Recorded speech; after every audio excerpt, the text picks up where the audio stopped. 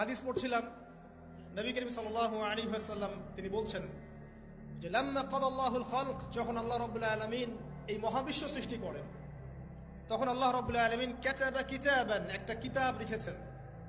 একটা কিতাব আছে আল্লাহর কাছে, কাতাবা কিতাবান ফাহুয়া ইনদাহু ফাওকাল আরশ, যেই কিতাবটা আল্লাহর নিজের কাছে আছে আরশের উপরে। সেখানে আল্লাহ পাক লিখে রেখেছেন, কি লিখেছেন?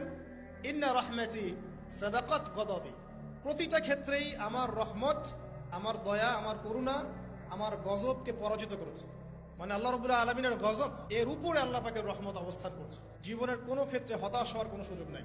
আজকে পারিবারিক ভাঙন বলেন, ব্যক্তি পর্যায়ের আত্মিক ধ্বংসই বলেন, সমাজের বিপর্যয় বলেন, যাই বলেন, পিছনে একটা বড় কারণ আছে। সেটা হলো আল্লাহ থেকে দূরে থাকা মানুষ, আল্লাহ থেকে হতাশ হয়ে যাওয়া। আর এই কাজটা শয়তান করিয়েছে মানুষকে আল্লাহ থেকে দূরে সরানোর জন্য। কিন্তু আল্লাহ রাব্বুল আলামিনের কাছে কেউ যদি যেতে চায়, মন থেকে যদি আল্লাহকে একটা বারও ডাকে, আল্লাহ পাক এক ডাকের মাধ্যমেও তার গুনাহ মাফ করতে পারে।